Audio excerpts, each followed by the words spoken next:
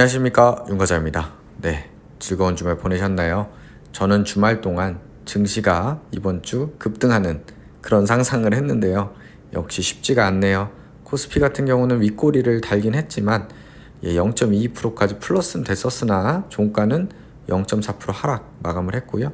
코스닥은 소폭 상승하긴 했지만 역시 윗꼬리를 달고 장중에 0.8%까지 올랐다가 결국에는 대부분 상승폭을 반납을 한 채로 마감을 했습니다. 오늘 사실은 정치적으로 큰 이슈가 있었죠. 한덕수 탄핵 심판 기각, 즉시 복귀 이런 속보가 나왔었는데요. 물론 앞으로 더 큰 이벤트가 있겠죠. 대통령의 그런 기각이냐 아니면 인용이냐 이슈가 있는데 이 정치적 이슈가 우리 증시에 어떤 영향을 미칠 거냐 그런 부분이 사실 우리는 관심사인 것 같습니다. 근데 오늘 코스피 일봉을 보면은 일단은 뭐 큰 영향은 못 미친 것 같고요. 이게 꼭 그 영향만으로 이렇게 오늘 변동폭이 있었다고 보긴 좀 어려운데 우선은 단기적으로는 이게 탄핵이 이제 기각되니까 좀 반등은 한 것 같아요. 큰 폭의 반등은 아니었고요. 일단 일정 부분 반등이 조금 나왔었으나 다시 또 금세 그 반등한 부분을 다 반납하는 그런 모습을 보였습니다. 그래서 뭐 큰 영향은 못 미친 것 같다. 그런 생각이 들고요. 대통령 그 탄핵 관련해서는 증시에 어떤 영향을 미칠 것 같냐라는 질문도 하시는데 저도 모르겠습니다.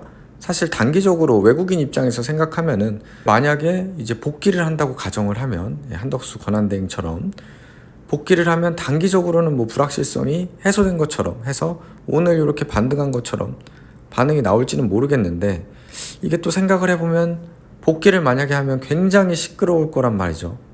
그렇게 되면은 혹은 복귀를 못 하더라도 또 시끄럽겠죠. 그러다 보면은 또 외국의 외신에 또 우리나라가 또 안 좋게 굉장히 불확실성이 많은 국가로 비치는 거 아닌가 하는 걱정도 됩니다. 지금 그냥 증시 경제 상황만 걱정을 해도 걱정할 게 많은데 오늘 또 정치적 이벤트가 있었고요. 다행히 뭐 큰 영향은 없었습니다. 그래서 오늘 증시를 보면은 오늘은 사실 현대기아차가 이끈 증시라고 볼 수도 있는데요. 일단 삼성전자 같은 경우에는 오늘은 좀 쉬어갔고요. 1.94% 하락을 했고 그동안 상승을 많이 했으니까 반도체에 이어서 오늘은 현대차가 이렇게 3.9% 반등을 해줬습니다. 그리고 제가 갖고 있는 기아도 3% 정도 이렇게 반등을 해주는 모습을 보여줬고요. 지금 그동안 현대차 기아는 상호관세 지금 발표한다고 지금 4월 2일에 하고 있는데 이 이슈로 계속 그동안 두드려 맞았습니다. 근데 거기에 뭐 품목관세에서는 제외될 거다 뭐 이런 보도도 나오고 있는데요. 뭐 어떻게 되든 간에 이미 좀 많이 두드려 맞았다. 이미 두드려 맞았기 때문에 그 부분이 어느 정도 해소만 된다면 오늘처럼 또 튀어오르는 모습을 보여줄 수도 있지 않을까 생각을 합니다. 그래서 삼성전자든 현대차든 기아든 이런 우량주들은 결국은 바닥에서 줍는 게 중요한 것 같다라는 생각이 듭니다.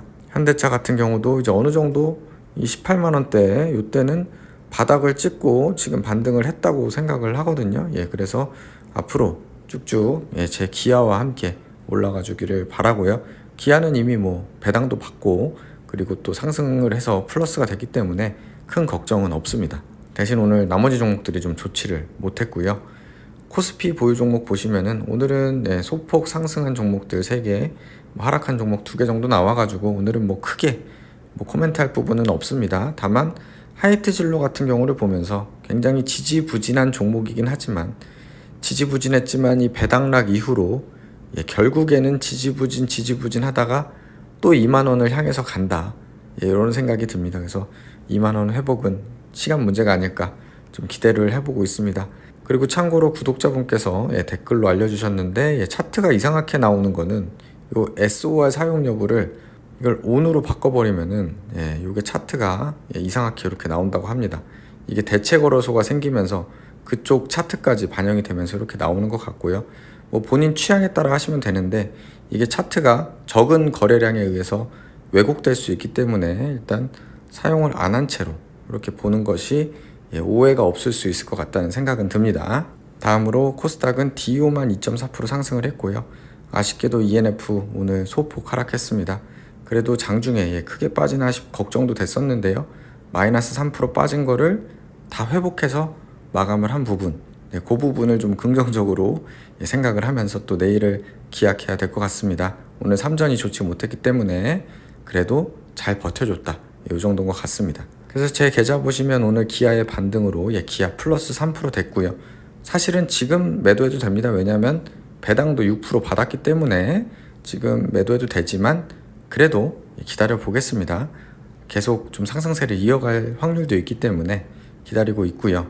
다음으로 나머지는 요 정도인데 다른 것보다 이제 인버스가 지금 마이너스 4%인데요. 저는 코덱스로 이렇게 거래량이 많기 때문에 매매를 하고 있었는데 오늘 요런 기사 나왔습니다.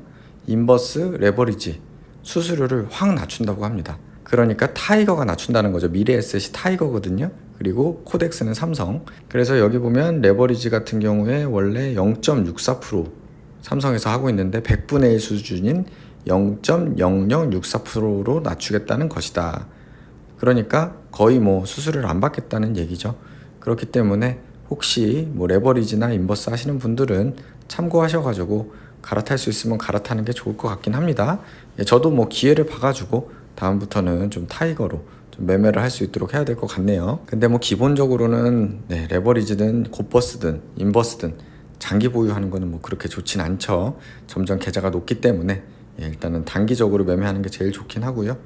나머지 종목은 이 정도로 일단은 이어지고 있고 오늘 뭐 크게 변동한 게 없기 때문에 종목이 비슷합니다. 뭐 하이트진로 소폭 올랐지만 15% 마이너스고요.